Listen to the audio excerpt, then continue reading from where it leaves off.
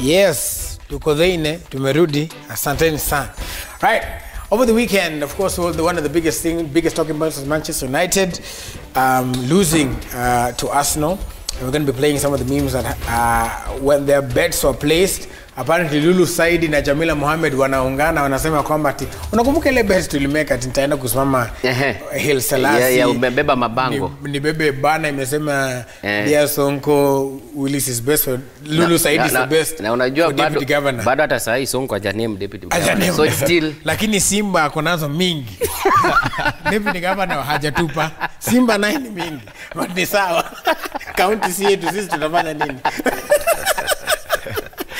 So amekuwa kieneza poroja ati hiyo bet kumbe ilikuwa in effect without consultation. Ati ilikuwa ni? It was in effect. So sahi wana expect at 11 niende isimame Hill Selassie ubebe mabango. Nivae wig na skirt. No, but nilikusaidia sababu hiyo game mimi nilikuambia mapema na nafikiri ulicommunicate na mimi ukaniambia I see you. Yeah, you see me and you have fear. I have a bad feeling. So sidhani kama ulikuwa wrong. Evidence. That's why jana nika-tweet nikasema kwamba Manchester should not disregard this this Arsenal team.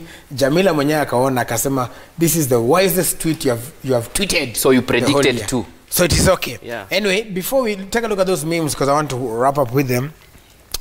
Chelsea, the game that they had yesterday again, isikuwe kwamba umekaa sana sitting pretty, lakini mkafunga fagi time. Na Hazard. What happened in that game yesterday? I think mimi na Chelsea analyze na kuambia what should be done nafikiri mimi tulimalizana. It's just implementation. Because Sarri is one confused coach. Because wakati Chelsea ilipiga Dynamo Kiev, the players who really assisted this guy and they have assisted him from the word go.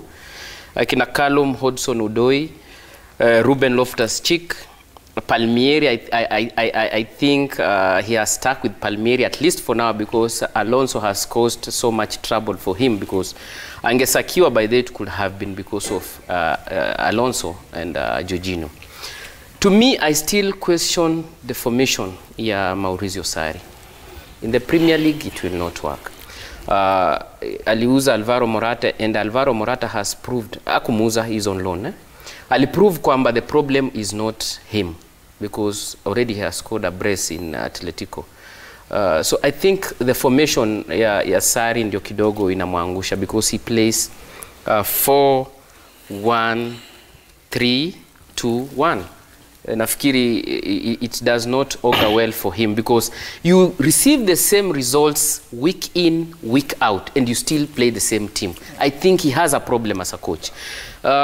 Yesterday when he brought in Ruben Loftus-Cheek and Callum Hudson-Odoi, I think you saw the game changed. The attacks were really hard on Wolves' side, and eventually a goal was realized in the same. So if he brought in Odoi early in the game, Ruben Loftus-Cheek early in the game, or even if he would have started with the players, I think we would have realized a different results altogether. But since Sarri is Sarri, I leave it up to him and Abramovich to see what he will do to him. But to me, I think Chelsea has an advantage because he's chasing a qualification for Champions League next season on two fronts.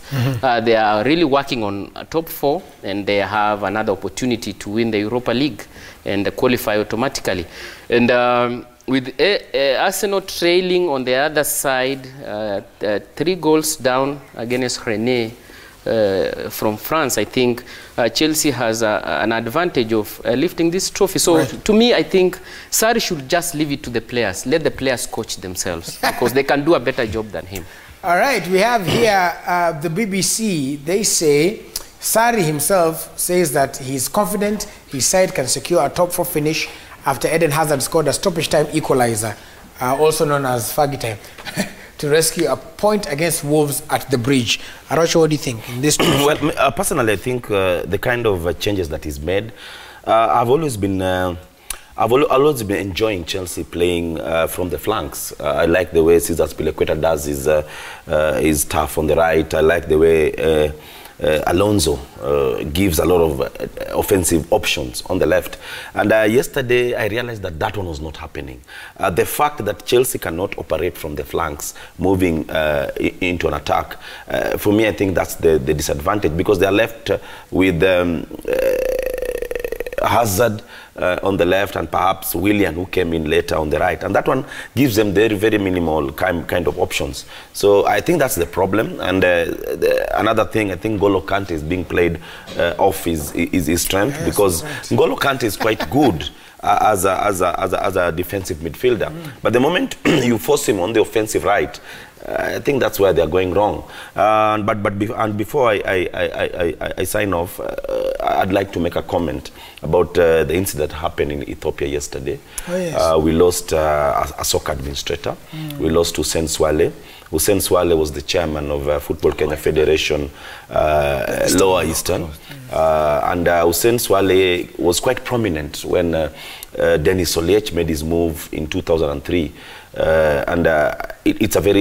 It's a very sad day for Kenyan soccer, as much as it's sad for the entire country when we lost our fellow Kenyans.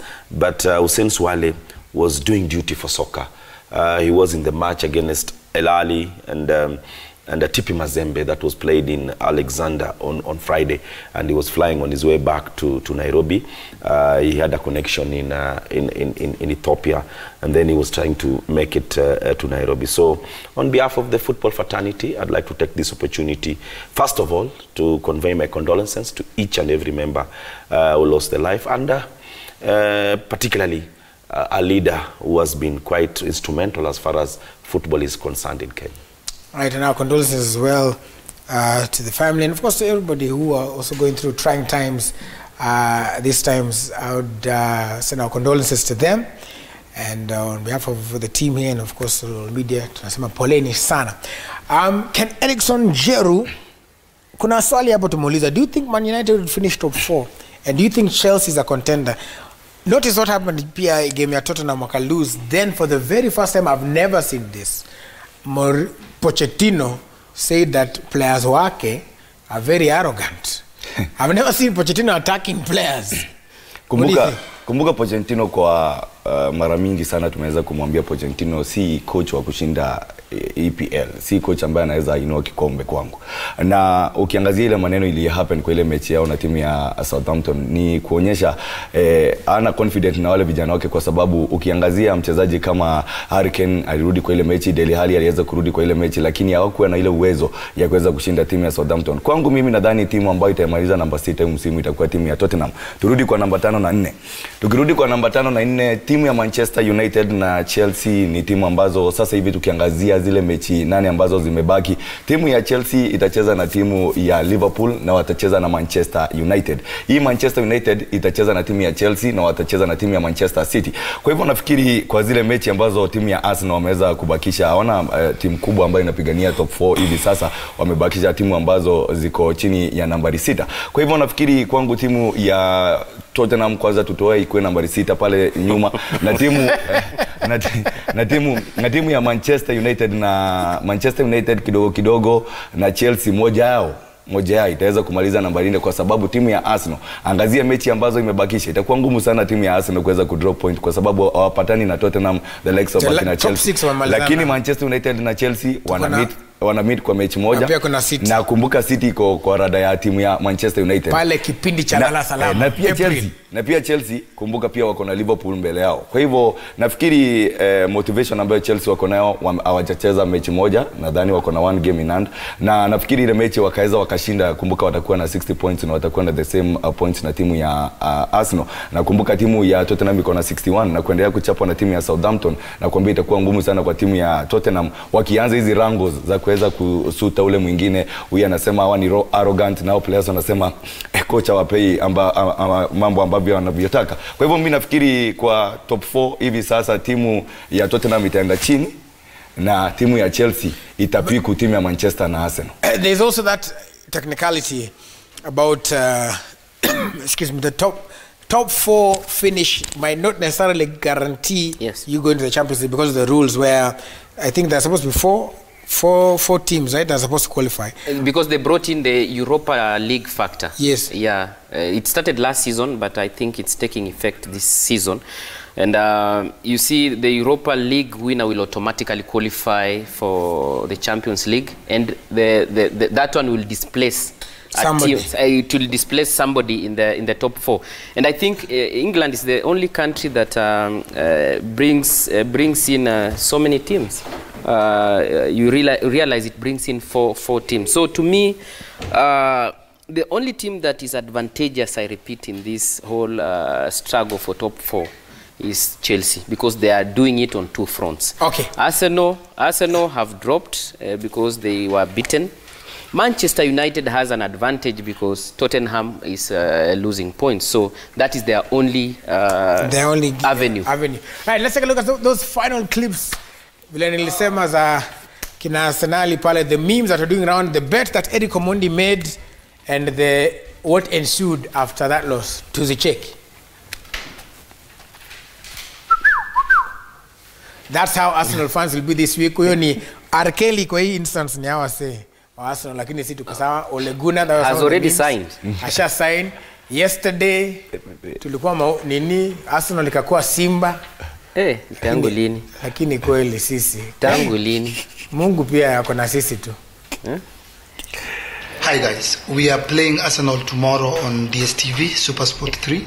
We'll be at the Emirates, and I do not know why we're playing Arsenal. We've had this conversation numerous times. We've requested the Premier League to give us the 3 points because this is a waste of time. We all know the outcome. We all know what will happen. We will beat Arsenal. In fact, I'm 150% sure we will beat Arsenal tomorrow.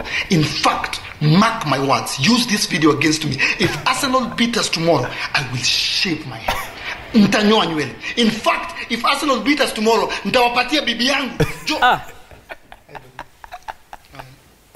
Yes, Joe Mushiri, I will give you, nitakupatia bibi yangu. If you beat us tomorrow, nitakupatia bibi yangu. Mark my words. Use these words against me. We will beat you tomorrow. If you beat us, I will shave my hair na Joe Mushiri. Nitakupatia bibi yangu. I've said it. It's impossible. Well, let's end it there kwa sababu Eddie Comondi amesema I'm going to give one last pass. Ile hamper itaendea, let me pick at random somebody. Jaro Soja by there amesema mumeongea vizuri sana. The back kesho tuendelee tu. The hamper goes to one Albatros Ninduares, simply because I just like your name, Albatros. Anasema Man U will finish top 4 but only under Arsenal. Bado mko na kazi, by the way. Ulifikaje kazi leo Willis? Ni neema ya Mungu. Usicheze na Mungu, ako kazi. All right. So Albatros, you also win yourself a hamper ya Nivea. Tumeshukuru sana. Na ndio hii hapa iko hapa Dane. Tutakupatia hizi makuskus. Hii ni ya Manzi, usitumie Albatros. Lakini kuna hii ya Charlie. Ushaelewa? Unatumia hii 48 hour protection. Alafu kuna mbili pia hapa. Hii pia ni ya Manzi. Dry fresh. Alafu kuna hii ya Men. So ile imeandikwa Men for avoidance of doubt. Hiyo yako. Kama hana. Well, I end by saying kama kawaida, successful people wacha nifanya kama Jeff Koinange do indeed look like you and the great Manchester United, because let me tell you folks, it's not about falling down, it's about getting up. See you next week.